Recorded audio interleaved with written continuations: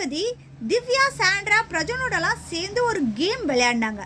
அதுக்கான ரீசன் அவங்களோட சேர்ந்து விளையாடும் போது நமக்கு ஒரு நல்ல ஃப்ரேம் கிடைக்கும் அப்படின்னு அவங்க நினச்சாங்க. ஆனால் தலைகீழாக வீக்கெண்டில் நல்லா அவங்க திட்டு வாங்கினதை பார்த்துட்டு, ஐயோ இனிமேல் இவங்க கூட இருந்தோன்னா அடுத்த வாரம் நமக்கும் இது கிடைக்கும் அப்படின்னு சொல்லிட்டு அங்கேருந்தே கொஞ்சம் கொஞ்சமாக விலக ஆரம்பிச்சிட்டாங்க.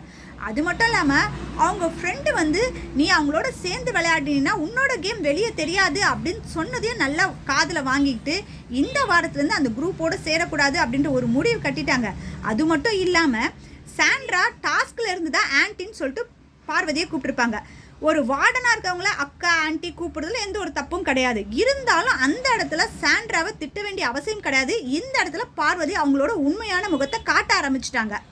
சாண்ட்ரா இப்போ நினச்சிருப்பாங்க, நம்ம தான் ஒரு வில்லியாக இருந்திருப்போம்னு நினச்சா நமக்கு மேலே வில்லாதி வில்லியா இவ இருக்காளே அப்படின்னு சொல்லிட்டு. இந்த வாரம் பார்வதி சாண்ட்ராவோட சண்டை போட்டது உங்கள் எல்லாருக்கும் பிடிச்சிருந்ததா அப்படின்றத கமெண்ட்டில் சொல்லுங்கள்.